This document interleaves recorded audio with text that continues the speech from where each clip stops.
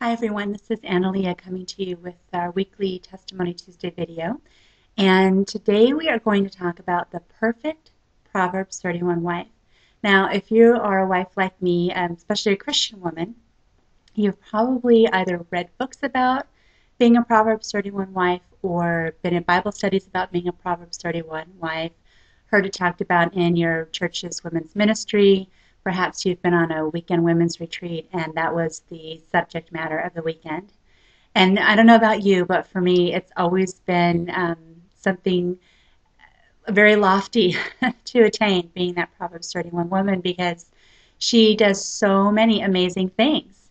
And I have always looked at it kind of as this huge laundry list of things I'm supposed to do, ways I'm supposed to be, and quite frankly, it's kind of daunting when you look at it. And it's interesting how that, in a way, has been linked to marriage as well. The Proverbs, be the perfect Proverbs 31 wife, and you'll have a really great marriage.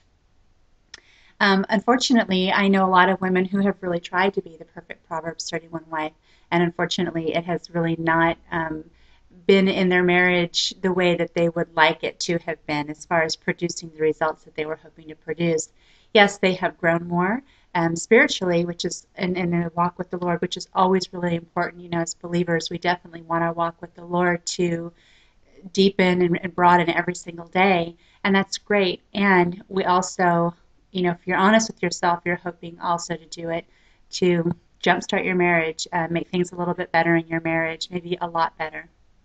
So I was reading the Proverbs 31, and I started kind of noticing that the husband is talked about in Proverbs 31.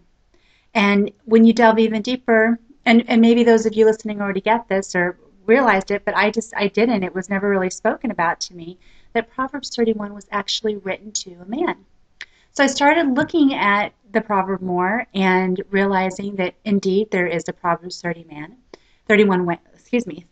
man, and he is mentioned several times.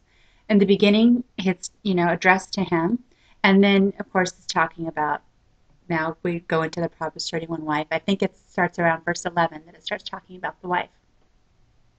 But when you break it down, there's a Proverbs 31 man whose heart safely trusts his wife. That happens first.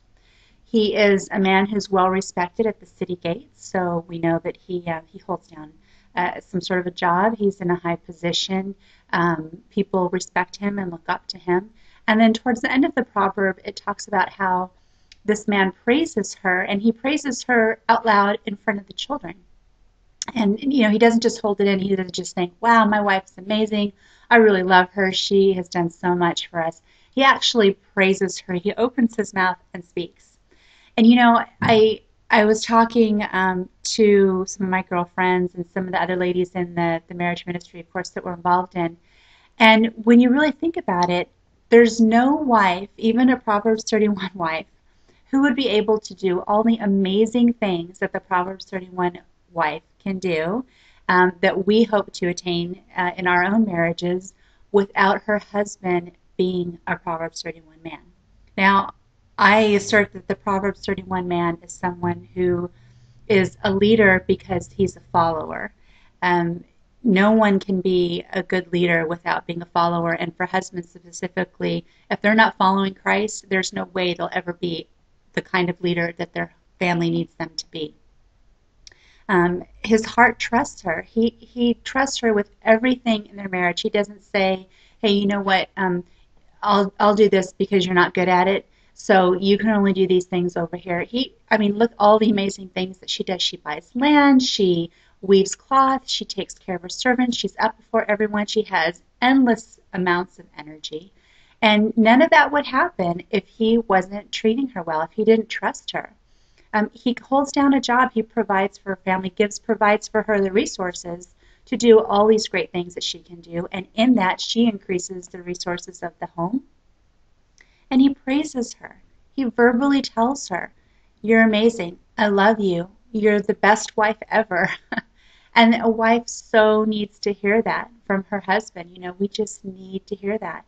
So, perfect Proverbs 31 wife, attainable when you have a Proverbs 31 husband who is being a source of life and strength to his wife. So it's interesting now when I read that proverb, I look at that more of the picture of what an outrageously happy marriage can look like and how both the husband and wife are, it's not 50-50, it's 100-100. They are loving and giving, and just it's this wonderful circle that they both have for one another as they walk out their marriage together. I think that is a beautiful picture of an amazing Christian marriage with two believing spouses. So next time you get that out, or you might want to pick up your Bible right now and read it, it's interesting. I think you'll find maybe some new light shed on that whole proverb and why the wife is so amazing, because she has an amazing Proverbs 31 husband. And guys, as you've heard Michael and I say before, it starts with you. God calls you to be a source of life and strength to your wife. He calls you to love her unconditionally and lay your life down for her. That's what it means to be a Proverbs 31 husband. You guys have a great week. Be blessed. Michael and I will be back next Tuesday. Remember, we have our marriage ministry call this evening. It starts at 7 p.m. Pacific Standard Time. You can find all the information in the sidebar of our blog, yourmarriagerestored.com. And our next marriage intensive is coming up July 15th through 18th in Anaheim, California. We're taking registrations now, and we only have 6 spots available. So if you want to come, give us a buzz. Our information is there on the blog, and get signed up. We'll talk with you soon. Bye-bye.